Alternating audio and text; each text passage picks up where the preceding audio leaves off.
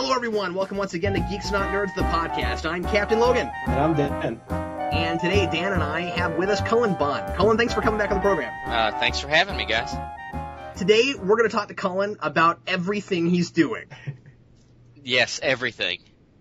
Which means that you will find out that right this very second, right before I got on the phone with you, I was Googling real-life vigilantes. and getting sucked into stories of real-life vigilantes all across the United States. You know, I can't tell you the number of times people have asked me to do a show about that, and I looked into some of that a couple months ago. Yeah, there's a surprising amount of them.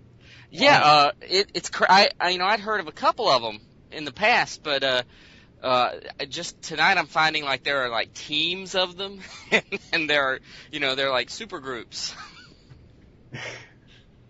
I'm trying to remember the name of wasn't the big one for a while like Phoenix Jones? That's what's on my screen right now is Phoenix Jones. But there's a really cool there's a really cool looking group in Salt Lake City. I can't remember their name, but they look like a metal band like Gwar or something, only as superheroes. It's pretty crazy. The Black Monday Society. That's awesome. So were you just looking at that for fun, or is that background research for something? It's not necessarily background research, but it was something that I was doing research on a book I'm working on, honestly trying to get some some inspiration for some things, and I just stumbled onto it while searching for other things. I'm like, coming soon from Cullen Bunn. The Black Monday Society. The comic book. How do these guys not have a reality show yet is what I don't get. Seriously, yeah. Because you could do something, a lot less fake than Who Wants to Be a Superhero. Right.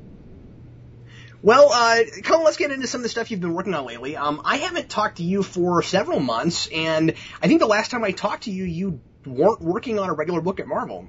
That is probably the case. I was probably doing a lot of miniseries and tie-in issues and things like that, but yeah, I was not doing a regular book. I can't tell you how excited I was to start seeing your name on so much stuff. I was like, that's so cool. I talked to him back before he knew who he was, and now his name's on everything. Yeah, I was gonna say how things have changed, huh? Wow. Yeah, it's been a busy year. Lots of wheels in motion. You and Dennis Hopeless both, man. Oh, that Dennis Hopeless. My arch nemesis, Dennis Hopeless. That's a joke, by the way. It's a joke. The most hated man in comic books right now is Dennis Hopeless because of the book he's got coming out this week, right? Yeah. Avengers Academy. I can't wait to read that. Avengers Arena. I can tell you it's awesome. I bet it is. Yeah, I interviewed him a few months ago, and he was able to tell me, off the record, I couldn't tell anybody about it, that he was working on that book, but he couldn't even tell me what it was called yet. He was like, I'm doing an Avengers book, and I'm excited about it, and you can't tell anyone. And I was like, oh. Yeah, no, Dennis and I talk very frequently, and I'm super excited for that book for him, because I think it's amazing. Yeah, I'm just stoked to see both of you guys doing regular titles, and I'm sure you read X-Men Season 1. I did. Man, was that a good book. It was. So let's talk about your stuff, Cullen. You started doing Venom with Remender a few months back, and the first thing I wanted to ask you about with that was how did your name come up to take over for Remender? What was it like working with him, and how did you guys collaborate on that last arc that he did just before you last? Well, I'm trying to. I met with Stephen Wacker, who is the editor of the Spider-Man line at Marvel. I met with him in San Diego a while back, and just to meet with him and have a sit down and talk about some things. During that conversation, the only thing that came out of that was that I was going to do a 2-issue arc of Avenging Spider-Man, and I was super excited about that. But then, a couple of months passed. And this was while they were working on the Circle of Four storyline. While that was underway, and Steven called me and said, "Hey, how would you like to how'd you like to take over Venom after Rick's off the book? And I jumped on it. I was really excited to do it. And Rick was coming into the end of his book. He's a very busy guy, so they said, would you like to help, in finishing off his major story arc, which was the Savage 6 story that I worked with him on. And collaboration, every time you collaborate with another writer, so at least in my experience, has been completely different. There have been times where my collaborator is almost not present at all, in that I'm doing all the work, and then there are times when I have when it's really a very collaborative process, and in this case, it definitely was more of a collaborative process. Rick had been working towards this story since the very first issue of Venom. And we did a lot of discussion back and forth on where he wanted the story to go, where he saw it going, and what story elements I could add, and then I scripted each of the issues. I did the first draft of each of the issues of that arc, and then Rick would actually go through it and add his spin on some things and maybe change some things up, and then we'd work together to clean it up and make it look pretty seamless, and then it would go, and then it would go from there. So I think it was definitely a very collaborative. I think he was so busy on all the other books he was working on that my main, he really needed someone to help him get all these ideas he had and get them into the script format, at least to go from there.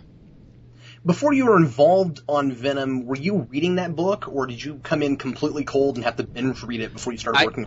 I started reading it when the first issue of the new series came out. I was pretty excited about it, so I had been reading it when it started up again. So I did not come onto the book cold. I think I was a few issues behind when I got the call that I'd be taking over the book. So I did do a sort of a catch up, and I dug through all my boxes of comics and dug all the issues out again and things like that. But I had been reading the book. I figured you probably had been, just judging by how you've been writing the character since then, because I imagine, I don't know, you're writing it in such a way where it seems like you were already invested in him. So that's... Well, yeah, and it's funny because I've said this before. I was never a Flash Thompson fan. Neither was I before, remember? Yeah, I mean he's not the most lovable guy, but I've definitely become a Flash Thompson fan, and now writing him, I'm even more of a fan of the character. Yeah, I was gonna ask how the co-writing process was going too, because you've had a lot of experience co-writing with people at Marvel now, right? I mean, you co-wrote with Brubaker towards the end of his Cap run too. I did, yeah. And you co-wrote The Fearless with Fraction and Yost, correct? Yeah, well, it was such a weird experience. That was definitely a strange collaborative situation, because with The Fearless, it came out, it was going to be one series. It was going to be The Fearless, and it was going to be sort of two storylines that would sort of interweave. And Chris Yost was going to write one half of the book, and I was going to write the other half of the book. And Matt Fraction was sort of there as a consultant, since he wrote the main Fear Itself series. And then as we got into it, Matt was the one, I think, that suggested, hey, we're actually trying to tell do two different books. And it broke into The Fearless, which I wrote, and then Battle Scars, which Chris Yost did all the heavy lifting on. Okay. So really, I wrote the Fearless, and then Chris and Matt kind of gave him the nod on the scripts, and then Chris Yost wrote Battle Scars, and Matt and I kind of signed off on the scripts, but I don't think anybody really changed anything. After there was a lot of those series there was a lot of discussion before pen was ever put to paper. There was just so much discussion on what we were going to do with the books that so that by the time Chris and I got to writing those series, there really wasn't a whole lot of need to to do a lot of editing on the back end, of changing a lot of what we were doing issue to issue. So did that have anything to do with why you worked together with Yost on Minimum Carnage, or was that a coincidence? No, it was just a coincidence. It came up, right after I think I had not even written my first solo issue of Venom yet, and I got the email that hey, we want to do a Scarlet Spider Venom crossover, so you'll be working with Yost again on this, and we both kind of muttered under our breath and cursed the other, and then we gritted and bared it. I want to know how good of a time you've had on that, because it's a really fun book, and it felt like something that would have been a blast to write. It was fun. It was actually kind of a challenging project for a number of reasons. It was fun. Chris and I both wanted more issues on Minimum Carnage, but we couldn't. Fair enough. It would have been fun if you'd done 12 like Maximum was. Yeah, we both talked about that. We really wanted to do a bigger story, but we're kind of answering to the masters that said you get these 6 issues. It did feel like there was a lot of mythology that you guys were referencing that could have. I think it was Steve Wacker that came out and said, hey, we want to call this Minimum Carnage, and beyond that, we don't know what we want to do. Beyond that, we have no guidance. I knew it. That doesn't even kind of surprise me. That totally sounded like something where it was like, okay, we got this hilarious title. Now what are we going to do? That's exactly what it was. And we had 2 options, and Chris and I both love the Microverse and we're fans of the Micronauts comics from way back when. So, that immediately became sort of our A option, what we wanted to do with it. It was probably too big for the space we had, but once we got started, we were committed. So we were going to get through to the end, one way or the other. But, some of the difficulties of it, there were times where, Chris and I split writing chores on the Alpha and Omega issues. So we each wrote 11 pages of those books. And then Chris wrote his Scarlet Spider issues, and I wrote the Venom issues.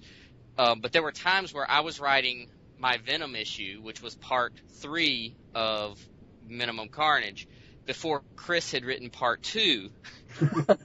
So it got kind of complicated, and just making sure, I didn't want to write something that boxed Chris into a corner, and he didn't want to write something in part, that was going to change what I'd already done, and that part got a little complicated for us. But overall, it was a lot of fun to do, and Micronauts, I've said this many times, is the comic book that those characters were the characters that made me love comics.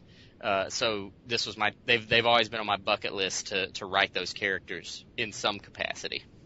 Well, I gotta say, it's very impressive that you were jumping back and forth like that, and that the writing is as consistent as it is, because Dan and I both said this to each other, that reading that, if you're not looking at the front cover and seeing who's writing, you can't really tell when it's Bunn and when it's Yost. So that's kind of impressive.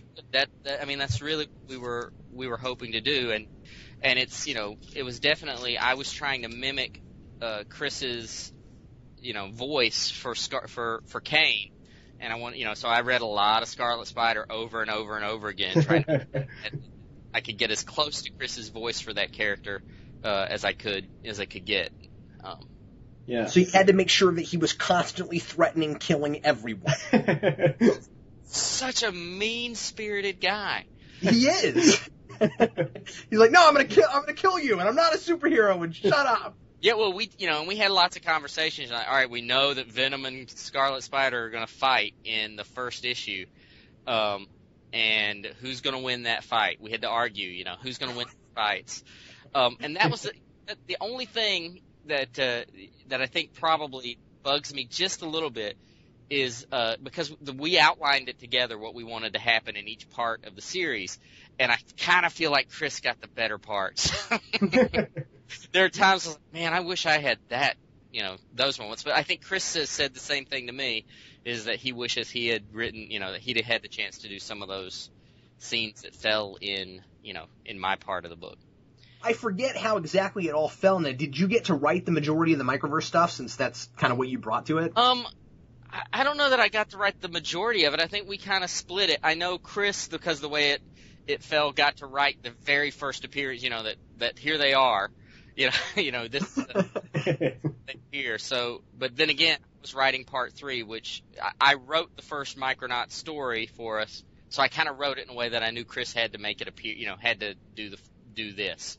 So, had to make them appear in this way.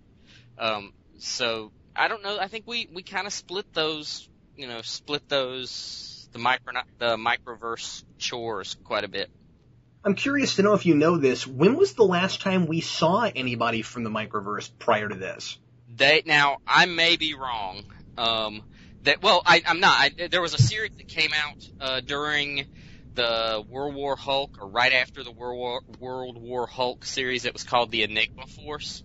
It was like a 3-issue miniseries that was about those characters. Oh, okay. I've not even heard of that. Yeah, either. It came out about several. It's been a few years back, obviously now, but I remember when it came out, I was like, oh. So yeah, but yeah. No, I was reading Minimum Carnage, going, wow, Micronauts, that came out of nowhere. It's funny to me because those characters, I'm so those characters are such a part of my my life. As working in comics and loving comics, that they're just second nature to me. But there were a lot of people who were like, "Who are these new characters? I wonder if we'll ever see them again," and things like they had never had any experience with those characters, and it shouldn't have surprised me, but it does. It did. Yeah. Yeah. I wish you could. I wish you'd get a chance to work with Michael Golden. You and me both. Yeah, no, Michael Golden and me on a Micronaut series would be my dream come true. Even if it was just a mini, just to do it. And Yost and I actually, probably not supposed to say this, but I don't care. Yost and I actually pitched a Micronauts follow-up that was we were gonna just to tie it into Minimum Carnage, we were gonna call it Minimum Carnage Aftermath. That's awesome.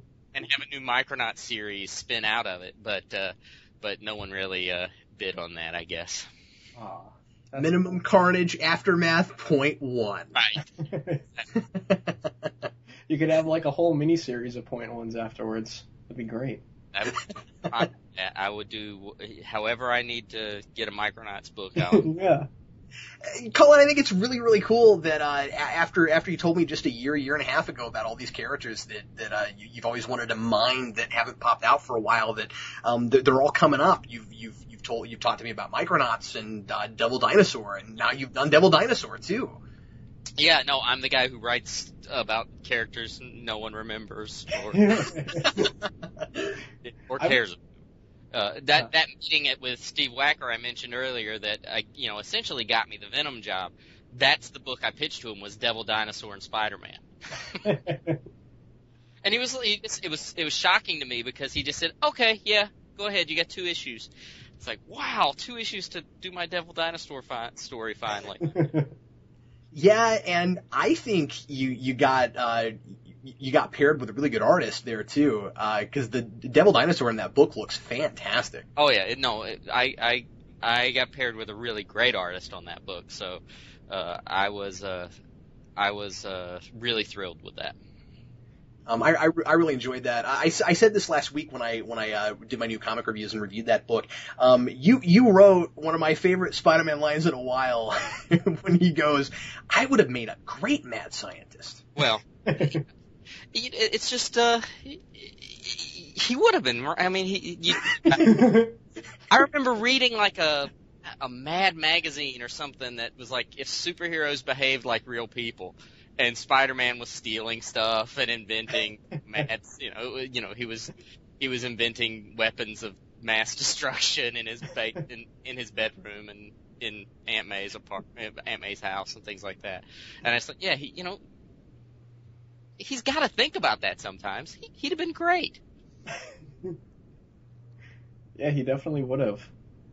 Speaking of Spider-Man, I kind of wanted to speak to you about the season 1 book that you did, because that must have been a unique project. How are you sort of chosen, or how did you pitch to do that book?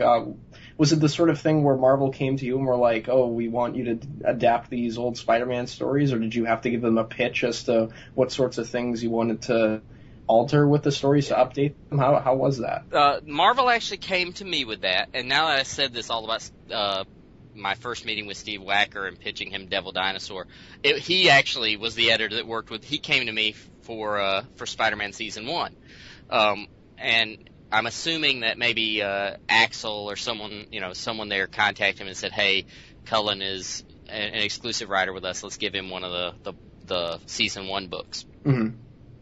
So he called and said, "We have this weird project for you where we're going to retell the origin of Spider-Man."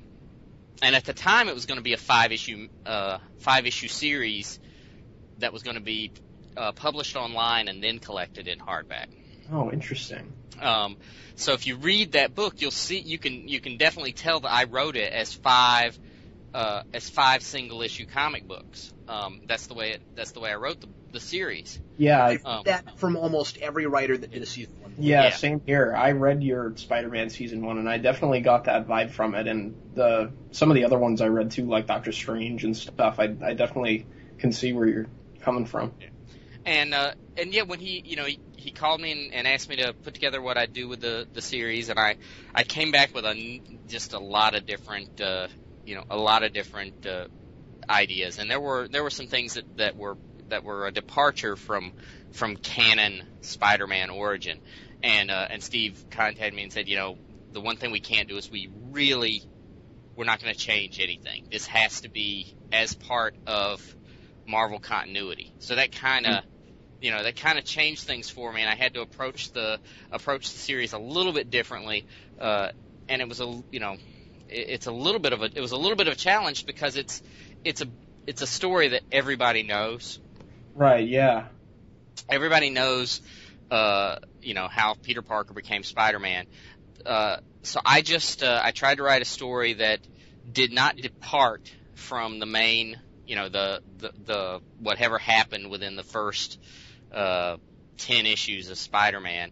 And obviously I skipped a lot of things. I skipped a lot of stuff because it was really. Oh yeah, you had to because you only had so much. Right. Space.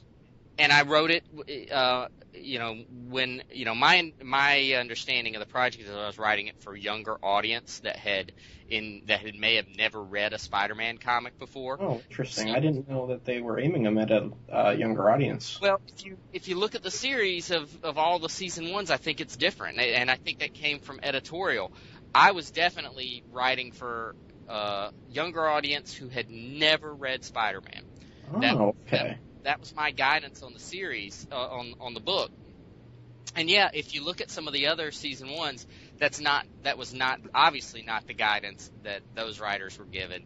Yeah, sure. I think it was different from book to book, really. Yeah, because X-Men, it's like, here's the behind-the-scenes parts of stuff you didn't see that happened during the start of X-Men. So, like, that's obviously a different pitch. Yeah, right. No, they were very. I think from editor to editor, I believe that the season 1 books were just given a different approach, and I'm not so sure they weren't trying to see which ones were most, were or will be most successful. Which approach, works the best. Interesting. That I didn't realize that it was. I just didn't pay attention to the editor names in the book. I just assumed that they were all under the same editorial mandate. But that's really interesting. Well, it was a different editor. Each of the books was edited by a person. Yeah. So, Cullen, you mentioned being exclusive to Marvel, and how can you be exclusive and still get to do things for Oni? When I signed my exclusive with Marvel, I had a certain amount of leeway that I could work projects into my contract. So I was able to say, these are projects I want to work on or that I already have in the works that I don't want to be limited on. So I had a certain number of creator-owned projects that I could work on, and other things that were still in the works with other publishers that in some cases are still in the works with other publishers that I was able to work into the contract. And in the end, Marvel really doesn't care about my creator-owned stuff. They don't want to stifle my creator-owned projects. They just don't want me writing superhero comics for somebody else. Yeah, okay. That makes sense. And, you know, they want to make sure that I'm available to do the work they need, you know, they want and need me to do. So yeah, I had a number of projects still underway or that I knew I was going to be working on or wanted to work on, and I just I asked for exceptions to the contract. So is the Six Gun running? It is, isn't it? Yeah. Yeah, and do you have a set end for that, or is that an ongoing that's going to keep going? No, it definitely has an ending. Six Gun will end around issue 50. And well, it's probably definitely issue 50 now. We used to say issue 50, give or take, but I've outlined the series to the end, and it will the series will end at issue 50. Cool. It'll wrap everything. You know, it'll wrap everything up. Nice round number. Yeah. I've always felt like with books like that, I think it's nice to have an endpoint in mind. I think it gives you something to work towards. I think it gives the series a little more weight and meaning. So I definitely wanted to work towards I've had the ending of the series of the Six Gun in mind since about the time I was writing issue 5 or 6 of the series. Well, I thought that series was probably like that, but I was just curious. Yeah, no, I could tell loads of stories in the Six Gun universe. There, it's big. That world has a lot of stories to tell, but I think there'll come a point that I don't need to keep telling stories. The stories about these characters. There are other characters I want to tell stories about. Okay, so are you considering spin-offs and things like that? It's always possible, and yeah, we've talked about spin-offs. We are doing a spin-off miniseries called Sons of the Gun, which is going to focus on some of the villainous characters from the Six Gun. It's just going to be a 5-6 issue miniseries, but we've talked about other spin-offs. But in the end, Brian and I want to return to The Damned, which was the first book we did together. That has a bigger story we want to tell too, and we want to return to that series at some point soon. Coming toward the end here, what can you tell us about Fearless Defenders, and why is it called Fearless Defenders? Was there ever a point where it was just going to be called The Fearless? Because I kind of wondered. Well, it's an interesting question because it's a book I pitched a long time ago while I was working on The Fearless, and it kind of went through a number of editors and people. I think Marvel Now kind of delayed the release of the book, but I never pitched it as a Defenders book. I pitched it as its own series, and yeah, I think at one point I did have it called just The Fearless, but very recently, I was called and said, well, we've decided on a title for the book finally. We want to call it, Fearless Defenders. And I was happy with that. Fearless Defenders is a book about, it's an all-female superhero team led by Valkyrie. And sort of a co-lead of Misty Knight, who are gathering this group of heroes together. They will be facing bizarre, strange challenges, and things that I think people won't be expecting. It'll be a team that readers won't be expecting, and I think from that perspective is what makes it a Defenders book. I love the Defenders. Those are characters that I enjoyed, but what I really liked about the Defenders was always this sort of offbeat feel for the series, and that's definitely something that that I'm going to be exploring now that it's called Fearless Defenders, and I know the book has a green light and we're moving forward on it. I just turned in the script for the third issue of that today. So. Oh, wow.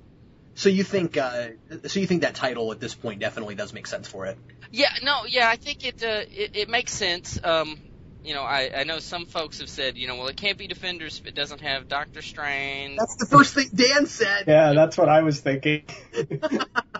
He called me up. He was like, "Did you know there's going to be a Defenders book without Doctor Strange on it?"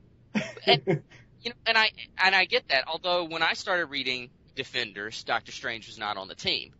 It was during the New Defenders era. Yeah.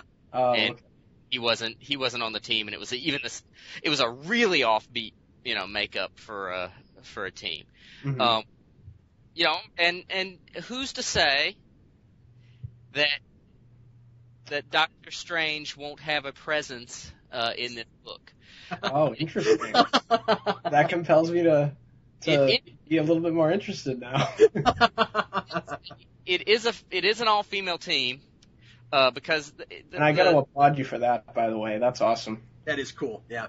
And I don't want you to think I wrote it. I came out of the gate saying, you know what, there needs to be more female comic books, and I want to write a book that really explores feminism. That wasn't my goal. I came up with an idea for an all-female team that I thought would be a great vehicle to tell stories and talk and to use some characters and to explore some characters that I really wanted to do. That no one else cares about, but you'll make them care about them, right? I mean, we got Valkyrie and Misty Knight. Like I said, these are not two characters that people are expecting to No, they're not. Now, are you a big Heroes for Hire fan? Yeah, I'm a fan of Heroes for Hire. I'm more of a fan of Misty Knight than Heroes for Hire. But yeah, I like the character, and I'll try to. There will be some elements of Heroes for Hire, rolling into Fearless Defenders.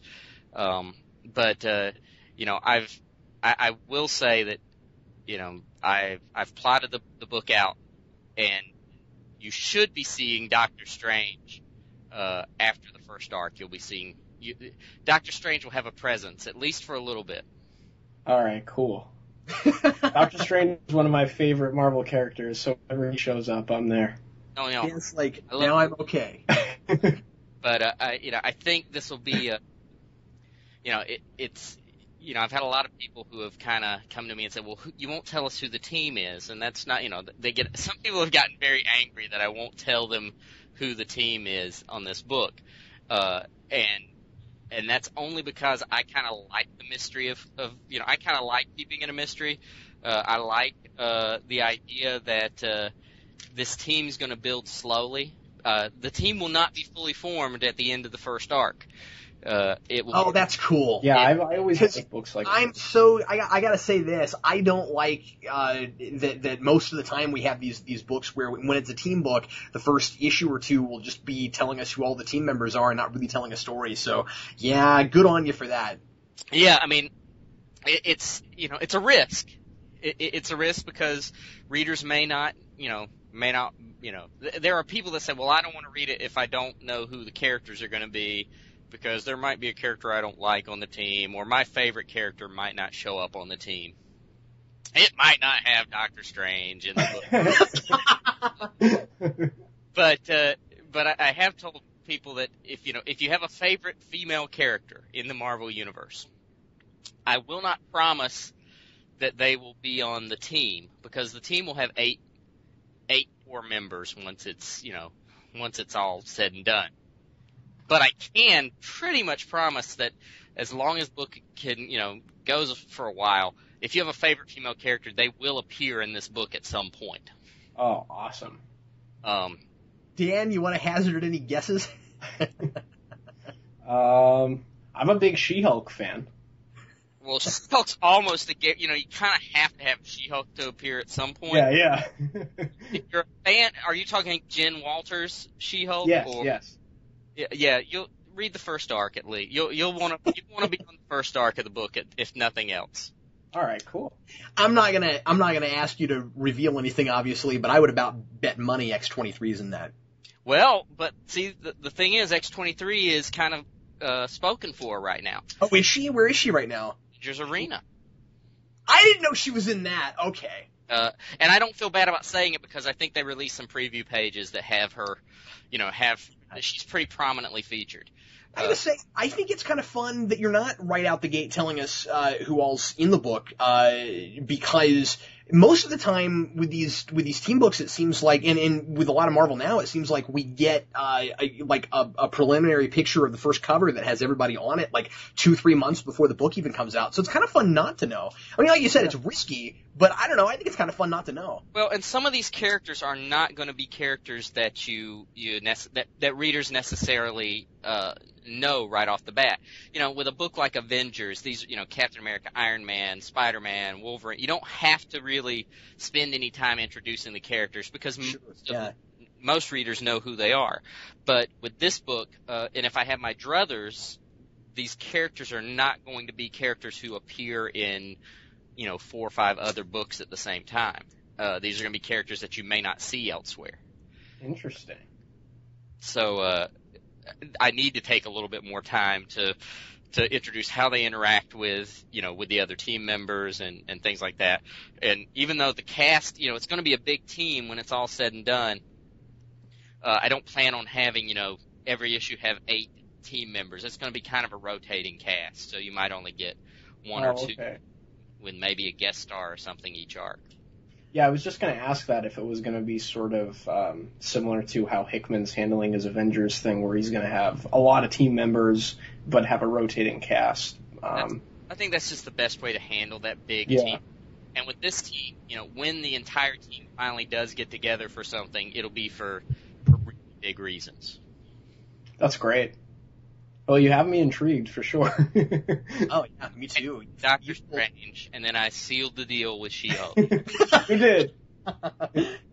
It might be a bit of a risk telling stories about a lot of characters that a lot of people aren't big fans of, but Peter David's made a career on it. Well, yeah, exactly. Well, I'm no Peter David though. So. But all I mean though is that but you're a good writer, Cullen, and all I mean is that if you tell good stories, you'll find an audience for it. Yeah, no, I think so. I mean, it's getting people to try the book out, for a few issues and see if they like it. I can tell you, and some of these characters, when I say these are characters that people aren't familiar with, some of these characters are brand new. I mean, there will be some cool. Oh, that's awesome. Coming out of this story, and there's at least one I'm very interested in what the reaction to this character will be. Is it another symbiote? No, not symbiote. Eddie Brock killed off all the symbiotes for the most part. Well, I know, but that kind of thing doesn't ever stop anyone from inventing more. I do not think I will be the guy that's going to introduce a lot of new symbiotes, unless there's some editorial directive out there that we need, we need 10 other action figure suitable symbiotes. If that comes about, then yes, I will introduce as many symbiotes as folks want. Yeah, and I know just how you'll do it too. You'll make them demon hybrids. Well, maybe so. It's like since everybody loves demon symbiotes. I don't know. That sounds like if you were going to invent more symbiotes, Colin, it sounds like that's how you do it. You'd be like, well, I guess we better go back to hell again. Well, I probably would. I'm not, or maybe they're angelic symbiotes. I could just turn it all on its ear. It's symbiotes with halos. That's right, halo symbiotes. No, I don't think there'll be a symbiote in Fearless Defenders though. Oh man, I was so hoping. No, settle that for the Venom fans right now, and those those Venom fans love their symbiotes, but I'm pretty sure there will not be a symbiote in Fearless Defenders. It's not currently in my plans. That could change at a moment's notice. So I was hoping for the return of She-Venom. Yeah, well, that's the other nice thing about not revealing my team. If I decide to change my mind, no one knows that I changed my mind. Oh, yeah, good point. I gotta say, I'm surprised Marvel's allowing you not to reveal that. They've been really supportive about the idea of not revealing the team. There has been discussion. Early on there was a lot of discussion on if I'm going with A-listers. Are we doing the Captain Marvel, Wasp, She-Hulk, all the Scarlet Witch route, or are we going to be open to characters that people aren't necessarily familiar with, and or is it going to be sort of a hybrid of those two? I have in my notebook 3 versions of the team.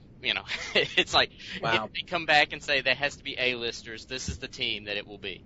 But since they've already signed off on Misty Knight, Danny Moonstar, and Valkyrie, they're kind of already that all A-lister train has already kind of sailed. So, yeah. Well, I'm glad that you didn't have to go with Scarlet Witch, because all of a sudden she's everywhere. Well, yeah, and I think it's just, I think there are a lot of characters, and this is kind of my angle for the book. There are a lot of characters who have a fan following, but they don't have a home. Yeah. Danny Moonstar, there's a lot of people who really love Danny Moonstar. But she, now with New Mutants is gone, there's no place for them to get their Danny Moonstar fix.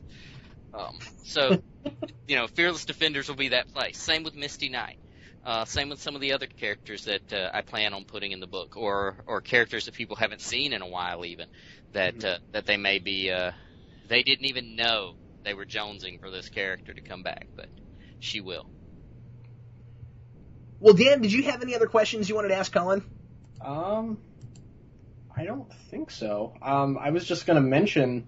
Well, when we were talking about some of the other work you were doing at Marvel, like with Wolverine and some of the other, Captain America and Bucky book that you followed Brubaker on, you've been following some of the most critically acclaimed runs in a while. I was just going to say that you're very brave for taking on Wolverine after Aaron and Venom after Remender. You stepped into some pretty big shoes. Yeah, it's no pressure situations either, because we had Rick who redefined Venom, and in a way that no one expected, and Jason, who to my mind wrote the definitive Wolverine, the best Wolverine's ever been. And these are books I'm fans of too, and I don't, I go into them, I say to myself, I really don't want to drop the ball. So, hopefully, and it's different because there are readers who love Rick Remender and love Rick Remender's Venom, and there's nothing I will ever do to make those people happy. Because I'm not Rick. See, I thought I was one of those people, and then I read Minimum Carnage in the .1 issue, and you've sold me, man. Well, and it's weird because I think that .1 issue I was really proud of, and is more. You should be. It's excellent. Is more reflective of what I want to do with the series, and I just had a call at the end of last week with Steve Wacker, Tom Brennan, and Declan Shalvey, one of the artists that work on, the artist who was on Minimum Carnage with me. And I'm really excited. There's sort of a moment coming up in the series where it's almost like a fresh start on Venom, because I'm not worrying about these crossovers coming up or putting books out for a certain, publication schedule. And I think the arc that Declan and I are working on right now is going to be something people can really get excited about. Cool. Is there any chance that you'll be working with symbiote? Oh, sorry. And it does have another symbiote in it. Of course it does. See, I knew it. Other than Venom, but it's not a new symbiote. It's a symbiote people have seen before. Oh, okay. Cool. Is it Toxin? It is Toxin. Yes.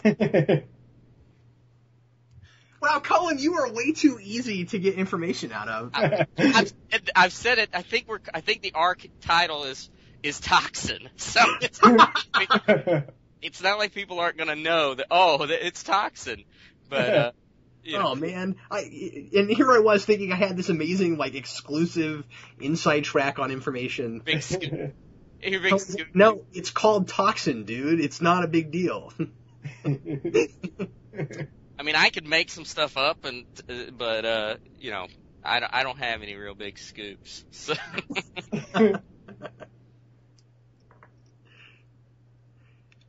Well, Cullen, was there anything you wanted to plug that we didn't talk about? You know, I would just say, you know, if a book like Fearless Defender sounds interesting to folks, I would definitely say pre-order the book. Tell your local comic shop to order it in for you. It's a weird time in comics right now because everything's so. I mean, there's so many big books coming out. It's easy to get lost in the shuffle on some of these things. So if Fearless Defender sounds like a book you might like, I would definitely say pre-order it. Also, I think around the same time Fearless Defender starts up, I've got a book coming out called Deadpool Killustrated, which is a follow-up to the book I did, Deadpool Kills the Marvel Universe. And in this one, Deadpool goes after all of the literary icons you know and love. Oh, that's awesome. Cullen, like you said, stuff gets lost in the shuffle. I had heard about Deadpool Kills the Marvel Universe, but I didn't know you wrote that. Yeah, no, it's wow. It's and it's so weird because it's probably one of the most successful Marvel books I've done. Because I guess people like seeing Deadpool kill people. Yeah, I guess they do. I heard from Deadpool fans it was great. I didn't look into it, but it's yeah, and that's the thing. I like how you said. I heard from Deadpool fans, meaning not me. Well, I gotta be honest, I'm not a big Deadpool fan. I have recently read some early Deadpool and like the character now more than I used to, but like just Deadpool books in general don't immediately grab my attention. Had I known you wrote it, I might have looked at it, but I didn't look that far. Well, you should check it out. And then I think it's a darker Deadpool than you're probably expecting. A lot of people will say Deadpool, and they have this image in their mind of this real slapstick, goofy character. And this is a very dark version of Deadpool, in the Kills the Marvel Universe book. And then Deadpool Killustrated is a direct sequel to it, and he's done killing the Marvel Universe, so he goes after like I said, he goes after these literary icons like Don Quixote and Sherlock Holmes and every literary character I could. Moby Dick, Deadpool versus Moby Dick in the first issue. How can you not like that? Yeah, I'm gonna have to take a look at that. Yeah, I promise you I will at least buy issue 1 on that. And then, like I said, Six Gun, for my non-Marvel stuff, Six Gun, if you haven't read it, you can read the first issue for free on Comixology. You can download the first issue for free and see if it's something you're into, and check that out, because it's a book I'm really proud of. And then for just straight up books, young adults, Crooked Hills, book 2's out, right? Book 2 is not out yet. Oh, it's not? I thought I saw that it was. Okay. But I'm working feverishly to finish it. Okay. Do you have a date for it yet? I think it's due out in May, actually. Okay, so May on. Sorry about that. I thought that was out. Yeah, I think it's due out in May now. As long as I finish it by my deadline. Well, everybody, thanks as always for listening to Geeks Not Nerds, the podcast. Cullen, thanks so much for joining us again. Really glad to have you. I'm glad to be here, guys. It was a lot of fun. And Dan, thanks as always for being with me. And Dan and I are going to leave here and go review some more comics. Yay! Because that's all we're ever doing. And Cullen, I hope to talk to you again down the road when you have 15 other books that you're working on. That sounds horrible. Well,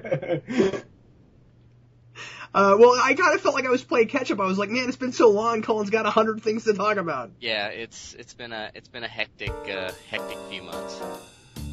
Well, thanks again for being with us. I'm Captain Logan. And I'm Dan. And we'll see you next time.